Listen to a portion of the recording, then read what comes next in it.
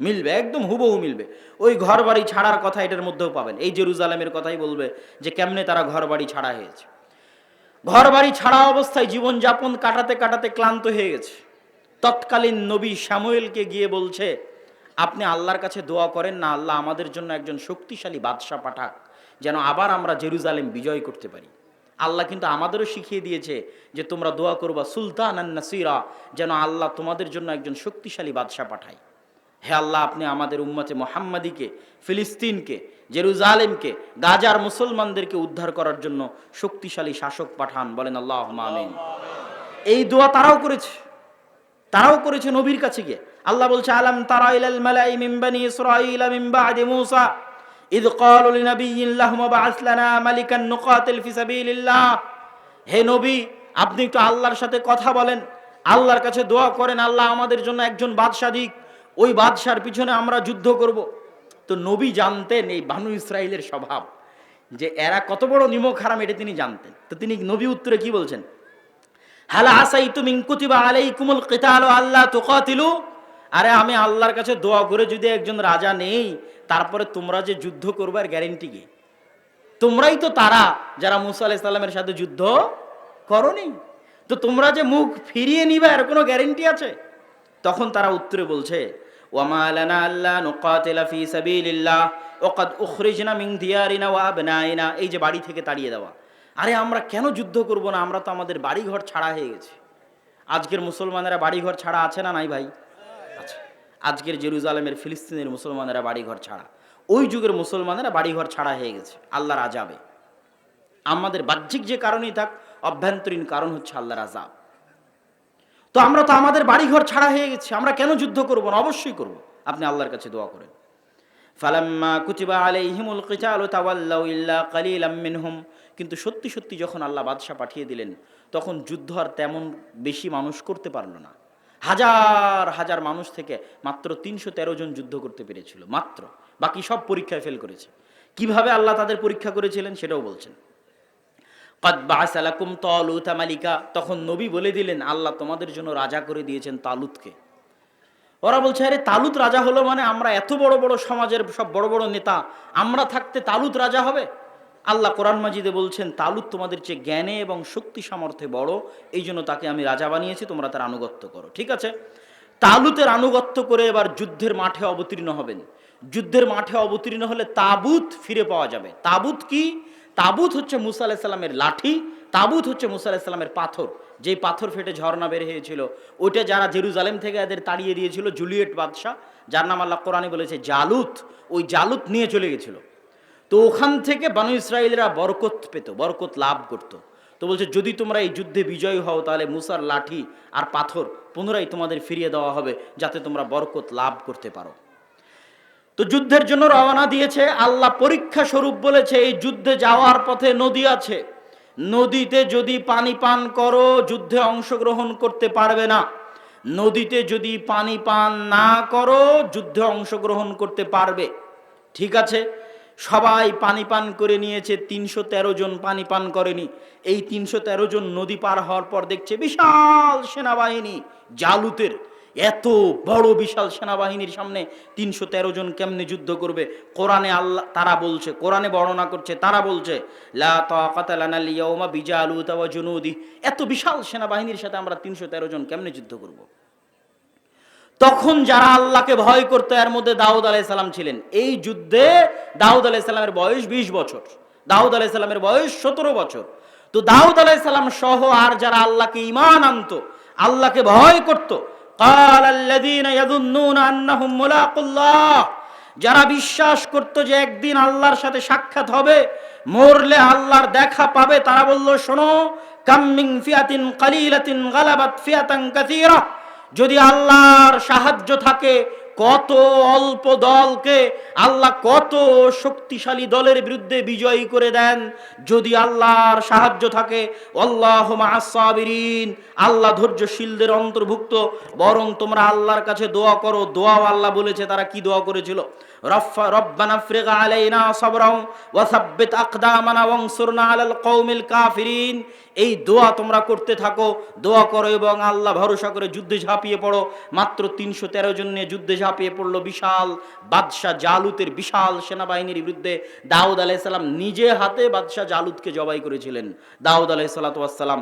এবং তারপরে আল্লাহ তাকে নবী বানিয়ে দিয়েছেন এবং তার সন্তান সুলাইমান সহ পৃথিবীর ইতিহাসের সবচেয়ে বড় সাম্রাজ্য জেরুজালেমে প্রতিষ্ঠা হলো। এটা জেরুজালেম দ্বিতীয়বার বিজয় হলো। প্রথমবার বিজয় করলেন ইউশা বিন নুন, দ্বিতীয়বার বিজয় করলেন তালুত। কিন্তু বাহিনীর মধ্যে ছিল দাউদ আলাইহিস সালাম, যিনি নিজে বাদশাহ জালুতকে হত্যা করেছেন এবং তিনি জেরুজালেমে বিশাল সাম্রাজ্য প্রতিষ্ঠা করলেন। তার সন্তান সুলাইমান পৃথিবীর ইতিহাসের সবচেয়ে বড় সাম্রাজ্য প্রতিষ্ঠা করলেন এবং জিনদের নিয়ে দ্বিতীয়বার মসজিদে আকসা তৈরি করলেন সুলাইমান আলাইহিস সালাম। তাহলে এবার দেখেন, এতক্ষণ যত ইতিহাস বলতেছি, যত নবীর নাম বলে আসলাম, সব মসজিদে আকসার সাথে, সব ফিলিস্তিনের সাথে। সম্মানিত উপস্থিতি, এবার আমরা দ্রুত মুহাম্মদ সাল্লাল্লাহু আলাইহি ওয়াসাল্লামের জীবনীতে ফিরে আসব। তার আগে শর্টকাটে ঈসা এবং মারিয়াম। ওয়াইদ ক্বালাত ইমরাতু ইমরান রাব্বি ইন্নী নাযারতু লাকা মা ফি বাতনি মুহাররারা। যখন ইমরানের স্ত্রী বলল, হে আল্লাহ, আমার পেটে যে সন্তান আছে তোমার রাস্তায় ওয়াকফ করে দিলাম। তোমার রাস্তায় মানে এই মসজিদের জন্য, মসজিদের খেদমত করার জন্য। মসজিদের খাদেম হলে নবী হওয়া যায়, মসজিদের নবীরা মসজিদের খাদেম। তো মা ওয়াকফ করে দিল যে আমার পেটের সন্তান মসজিদের খাদেম, মসজিদ আকসার খাদেম। ফালাম্মা ওয়াদাআত ক্বালাত রাব্বি ইন্নী ওয়াদাতুহা উনসা। বাচ্চা প্রসব করার পর দেখছেন মারিয়াম মেয়ে সন্তান। তো মেয়ে সন্তানকে কেমনে মসজিদে রাখবেন? তো তাকাফফালা জাকারিয়া তথা তার খালু জাকারিয়া আলাইহিস সালাতু ওয়াস সালাম তার দায়িত্ব নিলেন এবং মেয়ে হয়েও মসজিদের খেদমত করতে লাগলেন। মারিয়াম আলাইহিস সালাতু ওয়াস সালাম কোন মসজিদের খেদমত করতে লাগলেন? মসজিদে আকসার খেদমত করতে লাগলেন। আল্লাহ আসমান থেকে খাবার পাঠালেন। কোন মসজিদে খাবার পাঠালেন? মসজিদে আকসায় খাবার পাঠালেন। মারিয়ামের পেটে সন্তান আসলো। ঈসা আলাইহিস সালাতু ওয়াস সালাম মায়ের কোলে কথা বললেন। কোন শহরে জন্ম নিলেন ঈসা আলাইহিস সালাতু ওয়াস সালাম? জেরুজালেমে জন্ম নিলেন, ফিলিস্তিনে জন্ম নিলেন, মসজিদে আকসার পাশে জন্ম নিলেন। এই পর্যন্ত দিয়ে এবার আমরা সামারি দেখি। পৃথিবীর 90% মানুষ তথা তিনটা বড় দিনের অনুসারী, বড় ধর্মের অনুসারীর পবিত্র স্থান হচ্ছে জেরুজালেম, মসজিদে আকসা। যেহেতু মুসা আলাইহিস সালাম এটার জন্য জীবন দিয়েছে, ইউশা বিন নুন জীবন দিয়েছে, দাউদ সুলাইমান যুদ্ধ করেছে, তো এই জন্য ইহুদি যারা আছে তাদের কাছে এটা সবচেয়ে পবিত্র। ঈসা আলাইহিস সালাম এখানে জন্ম হয়েছে, তার মা এই মসজিদের খাদেম ছিলেন, এই জন্য খ্রিস্টানদের কাছে এটা সবচেয়ে পবিত্র। আর আমরা মুসলমানেরা তো আছি। তাহলে পৃথিবীতে এর চাইতে বড় আর কোনো কারণ নাই যেখানে পৃথিবীর 90% মানুষ যুদ্ধে জড়িয়ে যেতে পারে। মানে এর চেয়ে বড় আর কারণ পৃথিবীতে নাই, যেই কারণে পৃথিবীর 90% মানুষ যুদ্ধে জড়িয়ে যেতে পারে। কিসের প্রথম বিশ্বযুদ্ধ, কিসের দ্বিতীয় বিশ্বযুদ্ধ? সবচেয়ে বড় যুদ্ধ হবে এই মসজিদকে কেন্দ্র করে, এই শহরকে কেন্দ্র করে, যেটাতে পৃথিবীর 90% মানুষ জড়িয়ে যাবে। কেন এর চেয়ে বড় কারণ আর পৃথিবীতে নাই যেটার পিছনে এত বড় যুদ্ধ হতে পারে। একটাই কারণ, সেটা হচ্ছে এই মসজিদ। এই মসজিদকে নিয়ে যুদ্ধ হতে পারে, এই শহরকে নিয়ে যুদ্ধ হতে পারে, যেগুলো কিয়ামতের পূর্ব মুহূর্তে সব বড় বড় যুদ্ধ এখানে সংঘটিত হবে। দাজ্জালকেও ঈসা আলাইহিস সালাতু ওয়াস সালাম এই জেরুজালেম শহরের গেটেই হত্যা করবেন।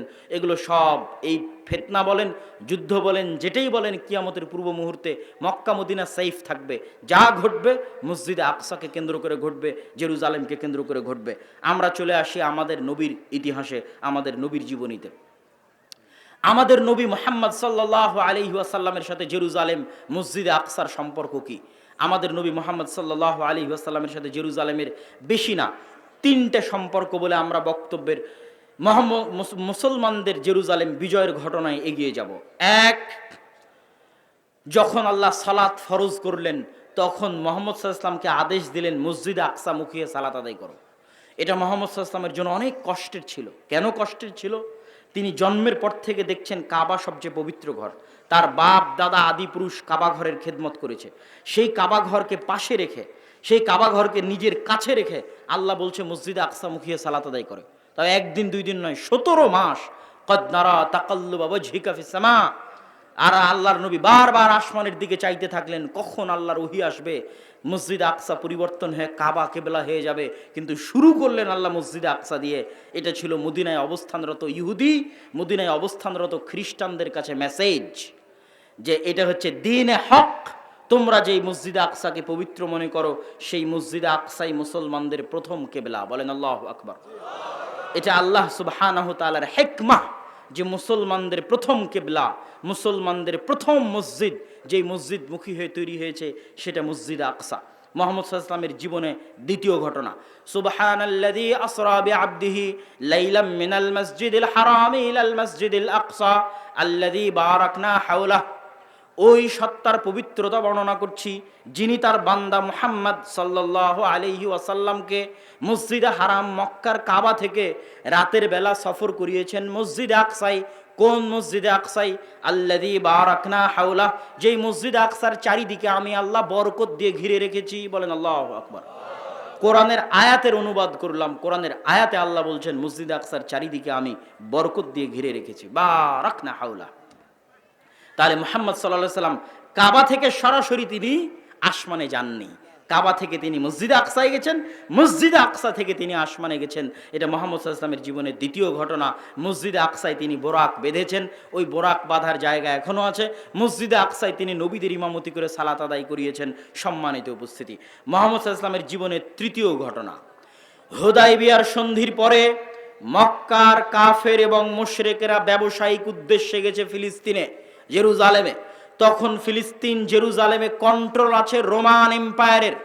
রোমান এম্পায়ারের তৎকালীন বাদশাহ হিরাক্লিয়াস রাতের বেলা স্বপ্ন দেখে আরবের মধ্যে যারা খাতনা করে তাদের হাতে চলে যাচ্ছে তার এই রাজত্ব। ঘুম থেকে হন্তদন্ত হয়ে উঠে টানা কয়েকদিন এই স্বপ্ন দেখেছে। সে জানতো ইহুদিরা বাদে আর কেউ খাতনা করে না। সাথে সাথে খুঁজতে পাঠালো এই শহরে এখন কোনো আরব আছে কিনা।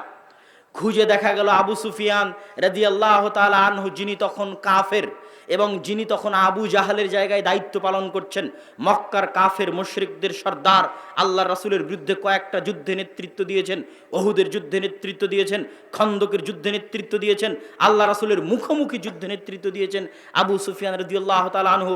হুদায়বিয়ার সন্ধির পরে তিনি তখন ফিলিস্তিনে ব্যবসা করতে গেছেন। তাকে ধরে নিয়ে আসা হলো। রোমান বাদশাহ হিরাক্লিয়াস তাকে জিজ্ঞেস করতে লাগলেন, ঘটনা শোনাও। তিনি বললেন ঘটনা এই।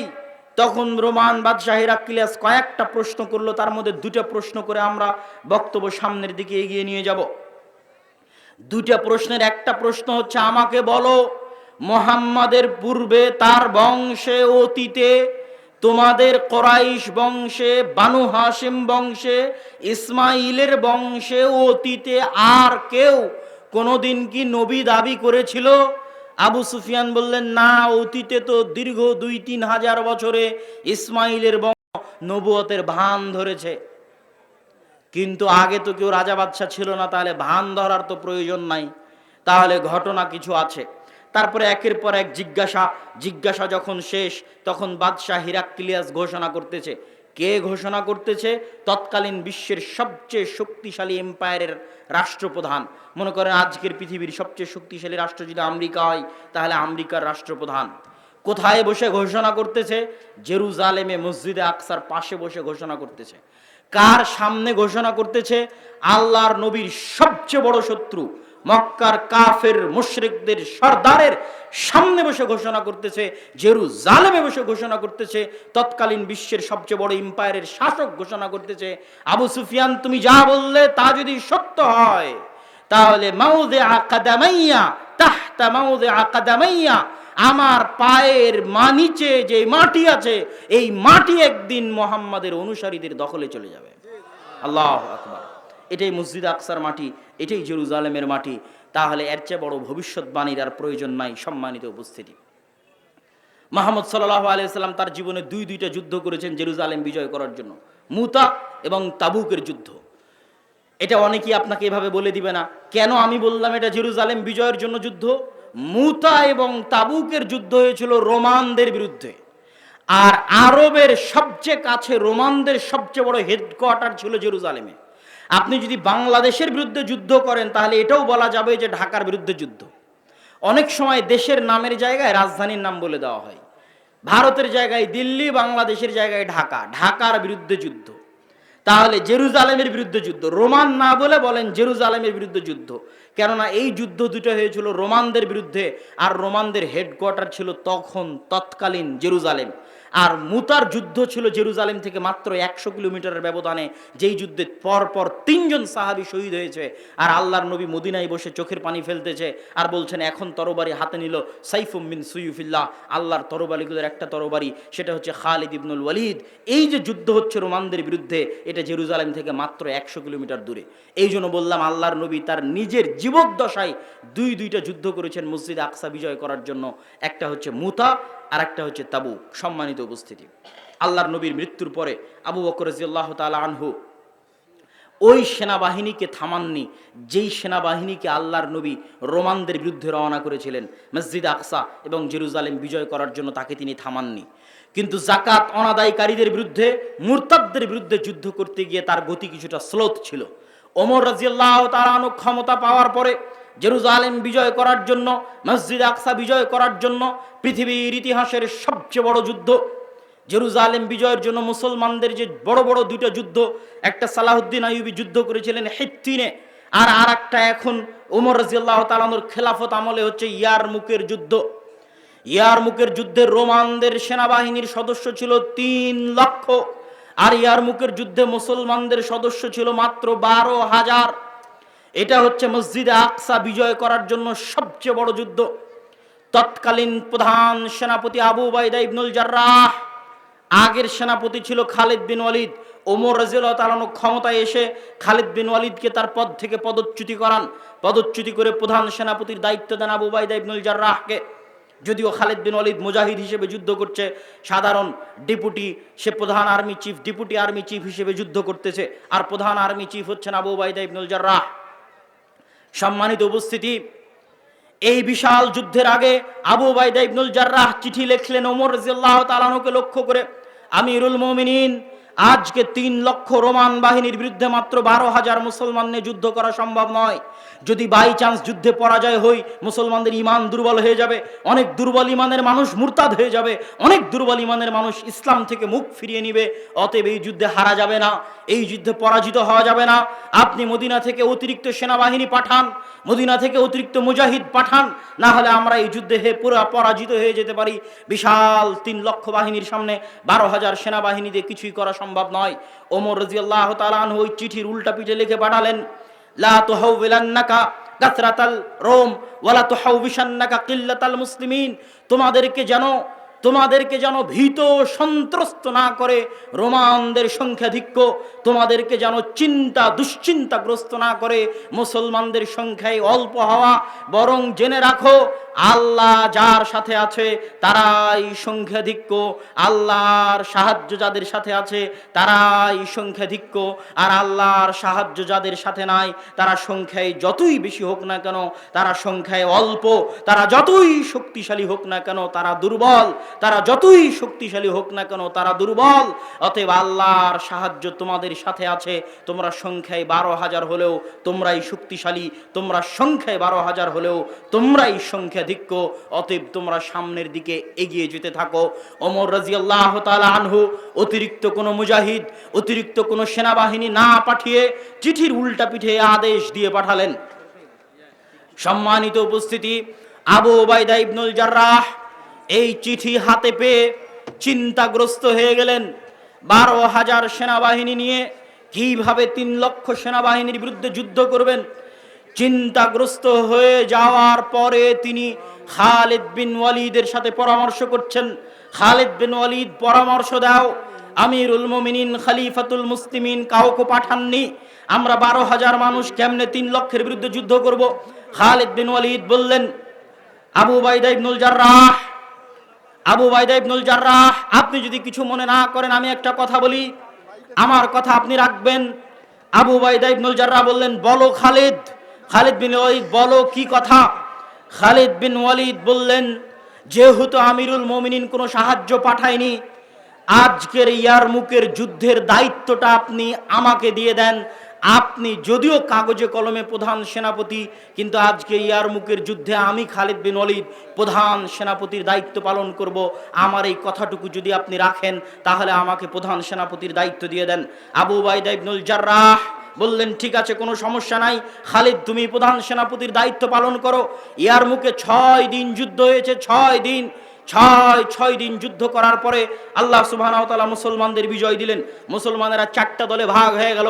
প্রত্যেকটা দলের প্রধান ছিল একজন সাহাবী। 4টা দলে ভাগ হয়ে গিয়ে এবার আজকের ফিলিস্তিনের যত শহরের নাম শুনেন, যেই গাজার নাম শুনছেন, ইয়ারমুকের যুদ্ধের পরের দিনই গাজা শহর বিজয় হয়েছে। ইয়ারমুকের যুদ্ধের পরে মুসলমানেরা 4টা দলে ভাগ হয়ে মসজিদে আকসাকে কেন্দ্র বানিয়ে, জেরুজালেমকে কেন্দ্র বানিয়ে 4 দিক থেকে ঘিরে নিতে লাগলো জেরুজালেমকে। 4 দিক থেকে জেরুজালেমকে ঘিরতে থাকলো। গাজা, হাইফা, তেল আবিব, পশ্চিম তীর, হেবরন, আল খালিল, ফিলিস্তিনের যত শহর আছে সব শহর বিজয় করতে করতে করতে করতে একদম জেরুজালেম চারিদিক থেকে ঘিরে নিল। ওই দিন জেরুজালেমের পাশে 4000 সাহাবী ছিলেন। 1 মাস জেরুজালেম ঘিরে রাখা হলো। পাদ্রী চাবি হস্তান্তর করবে না যতক্ষণ না আমিরুল মুমিনিন খলিফাতুল মুসলিমিন না আসবে। চিঠি লিখে পাঠানো হলো। আবু উবাইদা ইবনুল জাররাহ চিঠি লিখে পাঠালেন। ওমর ইবনুল খাত্তাব বলছেন, আনাতি, আমি আসছি। জেরুজালেমের চাবি ওমরের হাতে হস্তান্তর করা হবে। ওমর রাদিয়াল্লাহু তাআলা আনহুর ওই ঐতিহাসিক ঘটনা, যখন তিনি মদিনা থেকে ফিলিস্তিন গেছিলেন একজন মাত্র খাদেম সাথে করে নিয়ে, এবং খাদেমের সাথে পালাক্রমে, কখনো তিনি উটের পিঠে আর কখনো খাদেম উটের পিঠে, এই মর্মে পালাক্রমের শর্তে যেই ঘটনা আপনাদের জানা আছে, এই ঘটনা সেই ঘটনা যেটা জেরুজালেম বিজয়ের ঘটনা। ওমর রাদিয়াল্লাহু তাআলা আনহু মদিনা থেকে রওনা হলেন একজন খাদেম সাথে করে নিয়ে, কখনো খাদেম উটের পিঠে, কখনো ওমর রাদিয়াল্লাহু তাআলা আনহু উটের পিঠে। যখন জেরুজালেমের গেটে ওমর রাদিয়াল্লাহু তাআলা আনহু প্রবেশ করছে, 4000 সাহাবী সহ বিশাল মুসলমানদের বাহিনী অপেক্ষা করছে, হাজার হাজার পাদ্রী অপেক্ষা করছে। আজ খলিফাতুল মুসলিমিন আসবে, আমিরুল মুমিনিন আসবে, কিন্তু তারা দেখছে খলিফাতুল মুসলিমিন রশি ধরে টানছে আর খাদেম উটের পিঠে বসে আছে। আবু উবাইদা ইবনুল জাররাহ হন্তদন্ত হয়ে ছুটে আসলেন ওমর রাদিয়াল্লাহু তাআলা আনহুর কাছে। ওমর রাদিয়াল্লাহু তাআলা আনহুকে এসে বলছেন, ইয়া আমিরাল মুমিনিন, ইন্নার রোমান ইয়ানজুরু ইলাইনা নাজরাতা কিল্লাহ। আমিরুল মুমিনিন, আপনি করেছেন কি?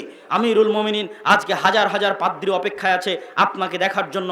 আজ আমরা 1 মাস থেকে এখানে অপেক্ষা আছি আপনার আগমনে। আপনি রশি ধরে টানছেন, খাদেমকে উটের পিঠে বসিয়ে রেখেছেন, গায়ে জীর্ণ শীর্ণ কাপড়। রোমানরা কি মনে করবে? রোমানরা হাসি ঠাট্টা করবে, রোমানরা মজাক করবে, রোমানরা আমাদেরকে ছোট চোখে দেখবে।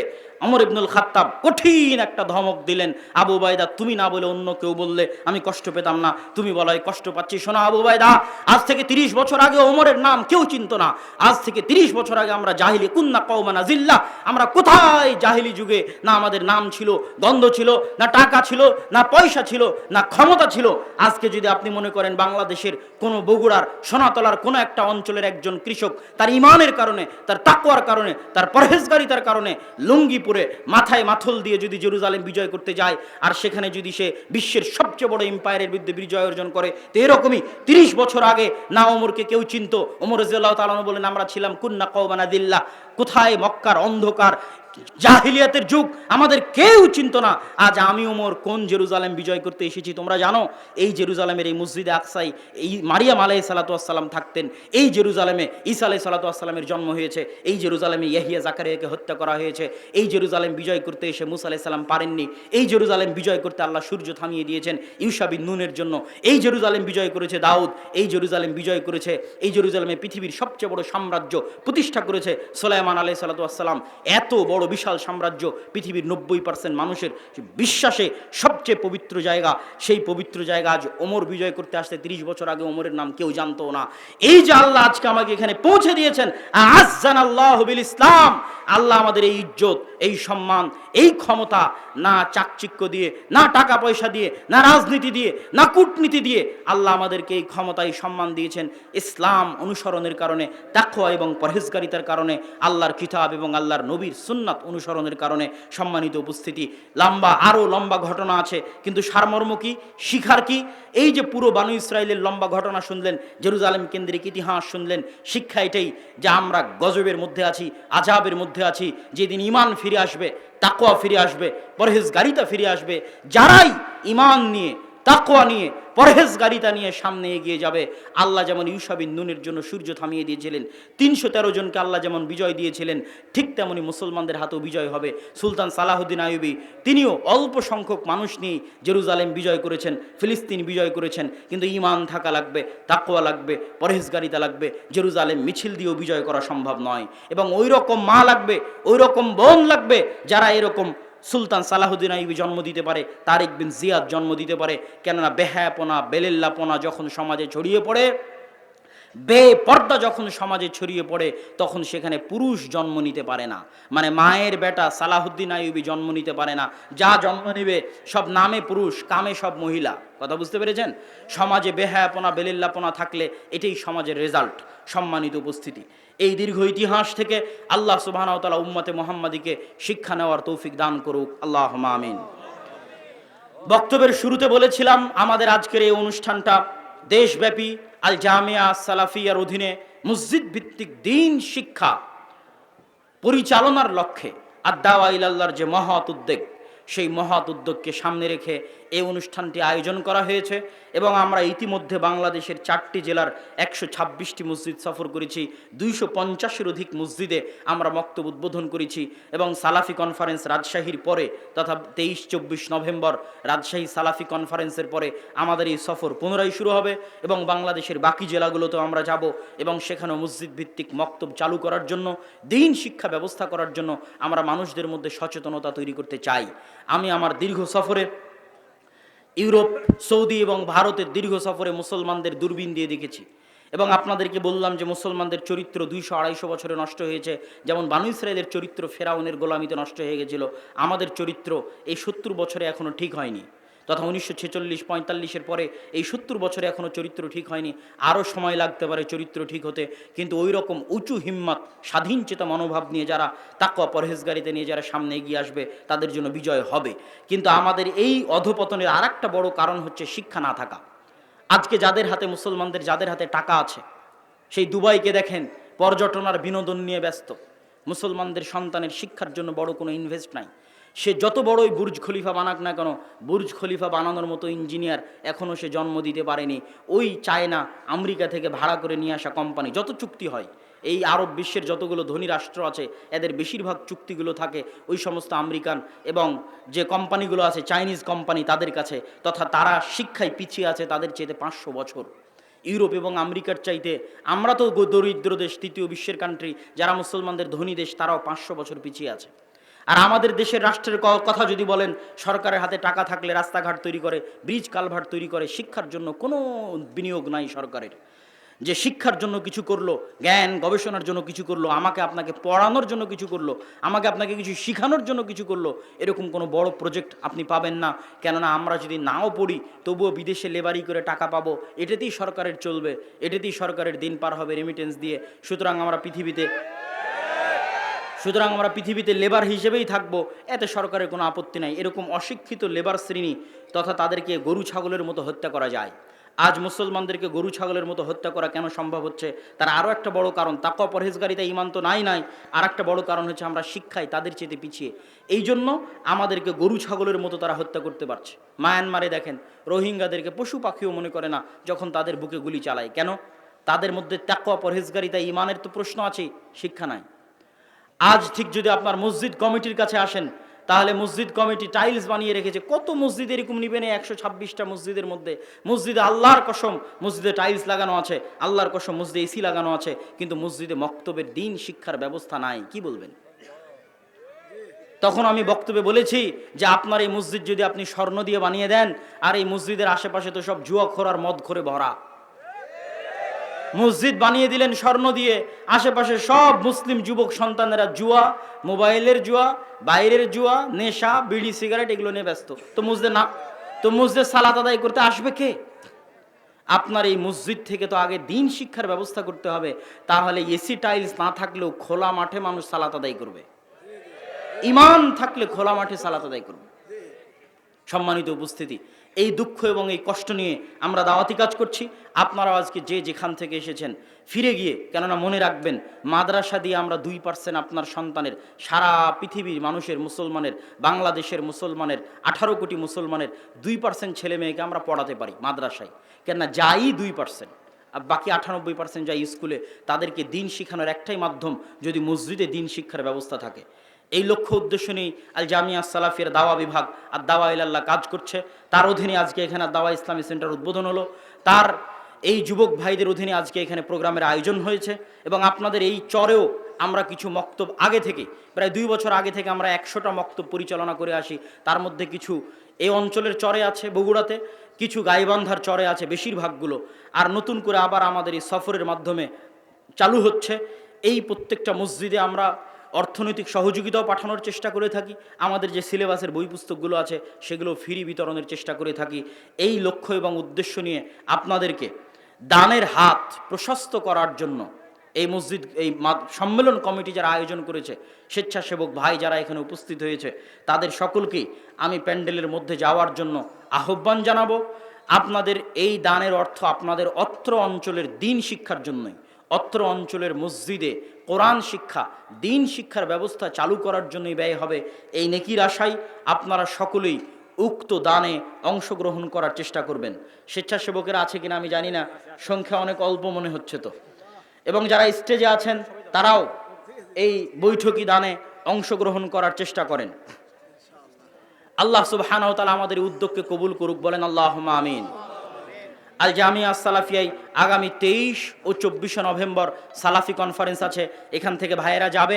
আপনাদের প্যান্ডেলের মধ্যেই সালাফি কনফারেন্সের ব্যানার দেখতে পাচ্ছেন, আপনাদের সেখানে দাওয়াত রইল। আল্লাহ কবুল করুক, যাওয়ার চেষ্টা করবেন, বলেন ইনশাআল্লাহ। সম্মানিত উপস্থিতি, আমি আমার বক্তব্যের শেষে এসে আল্লাহর কাছে দোয়া করতে চাই। হে আল্লাহ, আপনি আসমান এবং জমিনের মালিক, আপনি আরশের মালিক, আপনি দেখছেন, আপনি সবই জানেন। আজ ফিলিস্তিনের মুসলমানেরা, ফিলিস্তিনের মা এবং বোনেরা কি কষ্টে, কি দুঃখে দিনাতিপাত করছে তা আপনি দেখছেন, তা আপনি জানেন। আপনি আপনার দয়া এবং রহমত দিয়ে তাদেরকে উদ্ধার করুন, বলে আল্লাহুম্মা আমিন।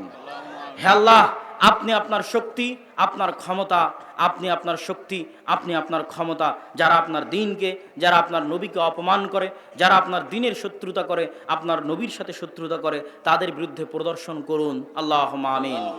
হে আল্লাহ, আপনি আপনার শক্তি, আপনি আপনার ক্ষমতা তাদের বিরুদ্ধে প্রদর্শন করুন, যারা আপনার দিন, আপনার নবী, আপনার দিনের শত্রুতা করে এবং আপনার নবীর দিনকে ধ্বংস করার চেষ্টা করে, তাদের বিরুদ্ধে প্রদর্শন করুন, আল্লাহুম্মা আমিন।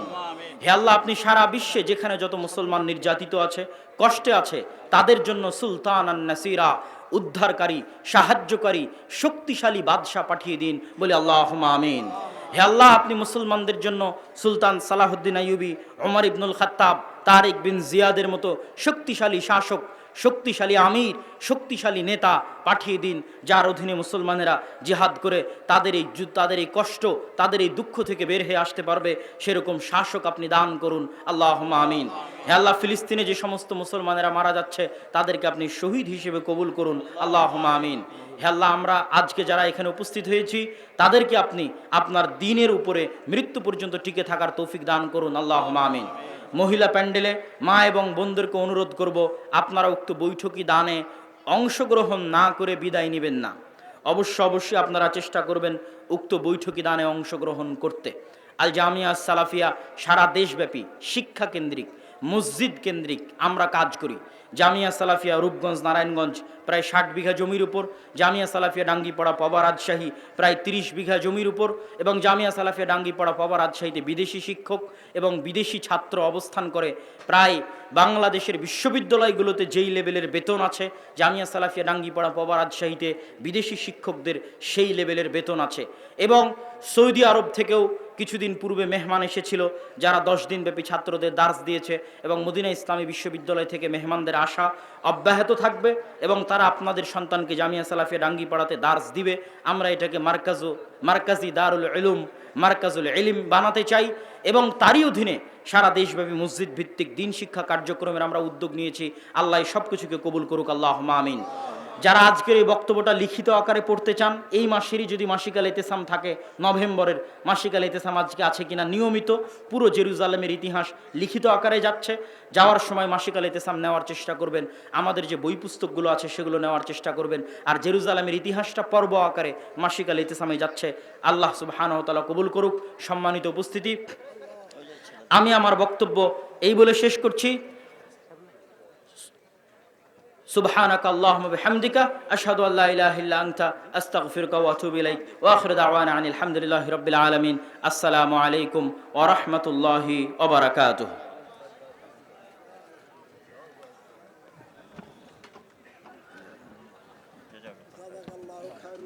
খুব ভালো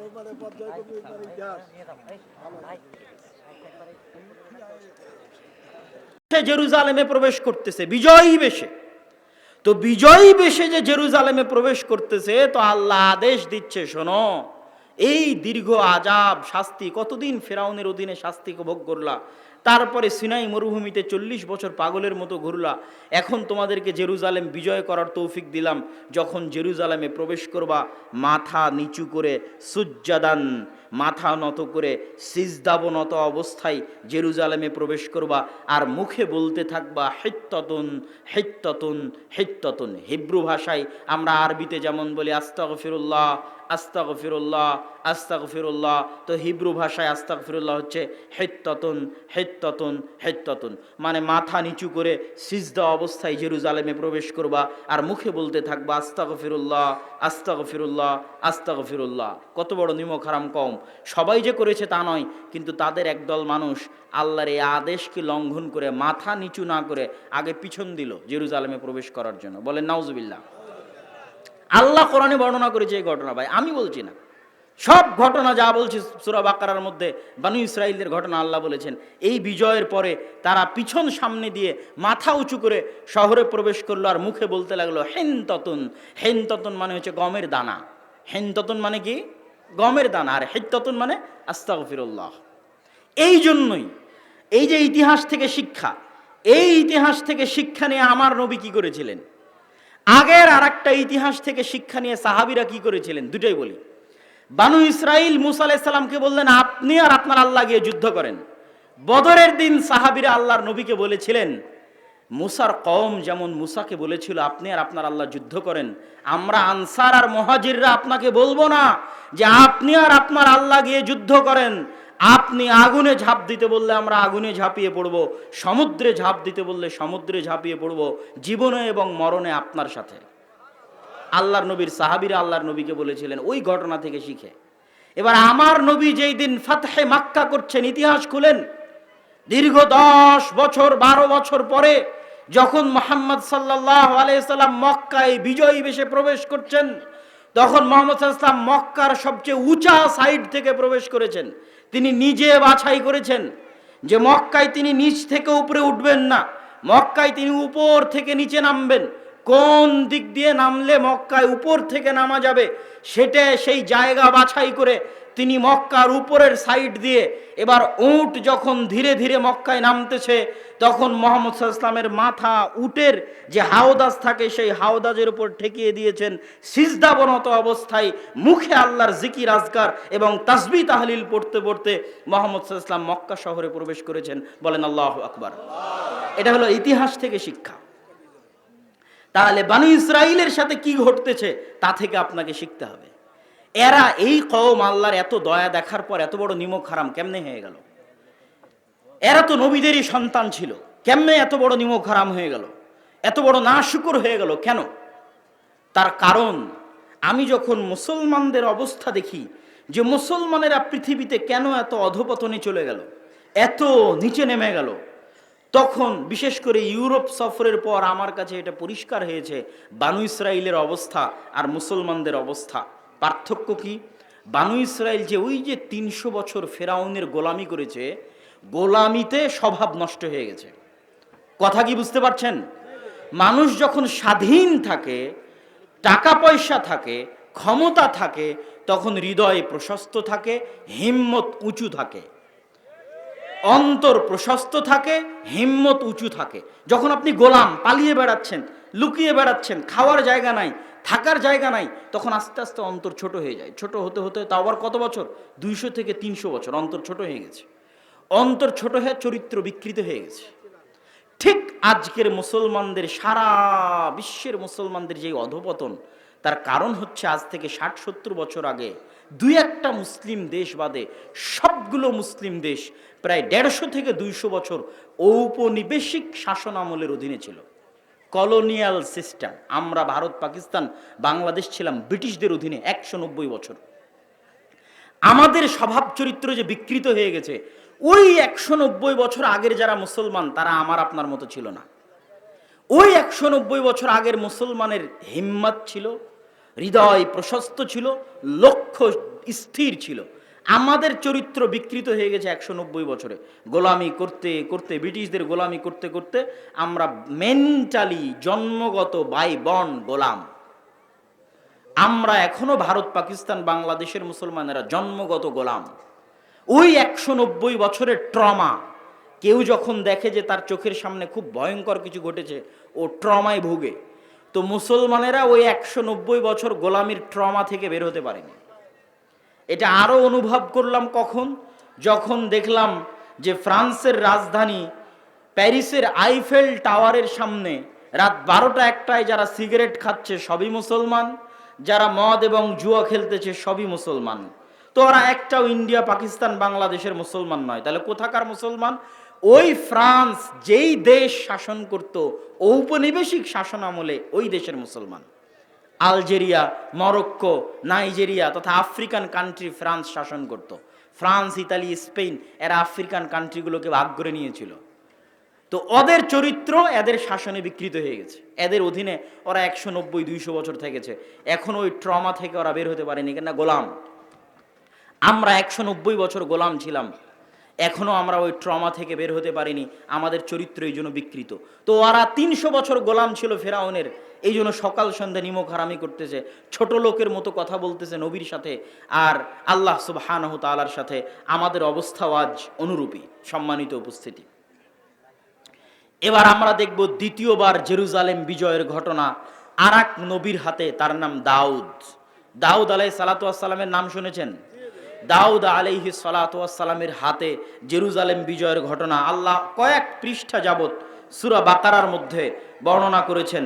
আল্লাহ সুবহানাহু ওয়া তাআলা শুরু করেছেন সূরা বাকারার 243 নম্বর আয়াতে, আর গিয়ে শেষ করেছেন প্রায় বলা চলে 252-53 নম্বর আয়াতে গিয়ে আল্লাহ সুবহানাহু ওয়া তাআলা শেষ করেছেন পুরো 2 পৃষ্ঠা।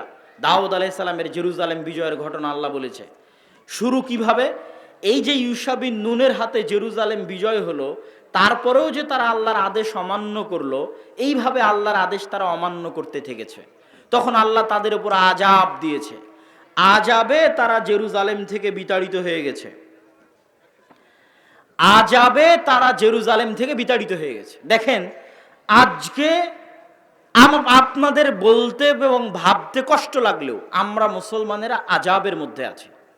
কিসের মধ্যে আছি? আযাবের মধ্যে আছি। আমাদের চরিত্রের কারণে, আমাদের অভ্যাসের কারণে। মসজিদে আকসা আমাদের হাতে নাই, বাহ্যিক কারণ যেটাই হোক, অভ্যন্তরীণ কারণ হচ্ছে আমাদের আমল, উম্মতে মুহাম্মাদির আমল। বিমা কাসাবাত আইদিনা, আমাদের আমলে আমরা মসজিদে আকসা হারিয়েছি। আমাদের তাকওয়া, পরহেজগারিতার অভাব এবং গুনাহের কারণে আমরা মসজিদে আকসা হারিয়ে দিয়েছি। তো ওদের উপর আল্লাহ আযাব পাঠালেন, জেরুজালেম থেকে বিতাড়িত করে দিলেন, ঘর বাড়ি ছাড়া হয়ে গেল। আজ আমাদের মুসলমান ভাইয়েরা ঘর বাড়ি ছাড়া আছে।